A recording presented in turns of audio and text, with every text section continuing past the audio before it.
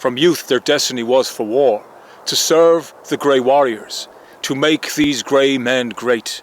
This is the story of the medieval warhorse, otherwise known as destrier.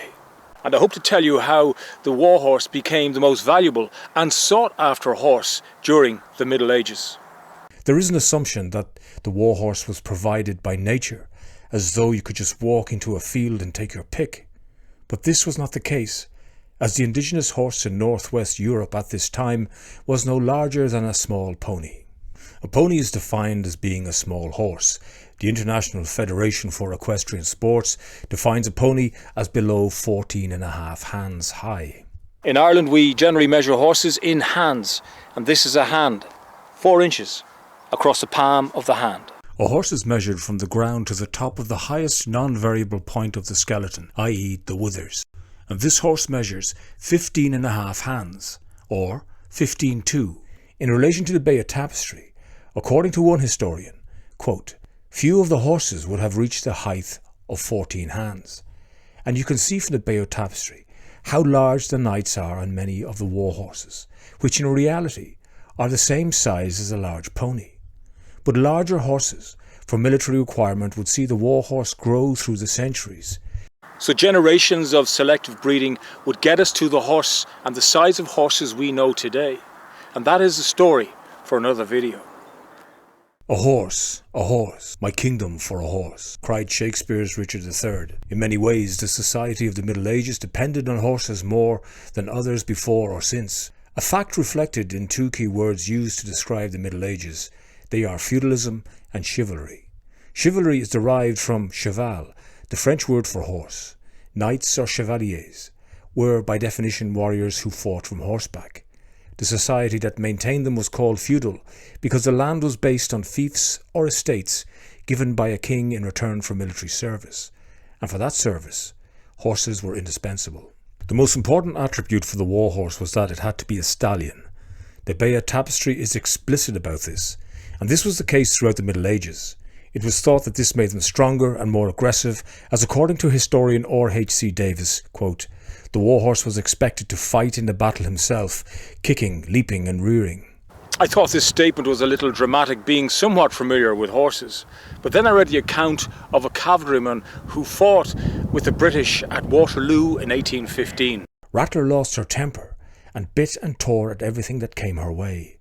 Rattler was the name of the cavalryman's horse and shows a very important detail in cavalry warfare, because a medieval knight would have never considered riding a mare into battle, and according to R.H.C. Davis, quote, all mares were kept fully occupied in the studs, and all other horses were only considered suitable only for women and priests. Today, few male horses are kept as stallions, as they can be unpredictable and hard to control. The vast majority become geldings, that is to say, they are castrated in their early years. After the Renaissance, both mares and geldings began to be used in the military. According to R.H.C. Davis, medieval horses can be divided into 4 main classes. They are military, hunting, riding and agricultural. In records, they are not always described by their technical terms. Even the best were occasionally referred to simply as equus or horse. But the prices paid for them are always a good indication. Using the years 1250 to 1350 as an example, the best horse was the destrier, or warhorse, costing £50 to £100 or even more. The horse ridden by the non-knightly man-at-arms was the rouncey, costing £5 to £10. The best horse for hunting was the courser, costing £10 to £50. The most expensive riding horse was the palfrey, costing £10 to £50. A cart horse would have cost 2 shillings and 4 pence.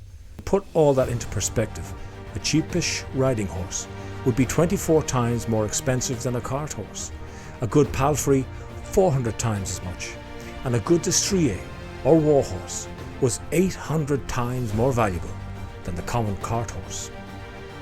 In many ways, the war horse was like the racehorse of its day. The racehorse is born and bred to race. The majority of them know little else but racing. The warhorse was something similar, born and bred to fight.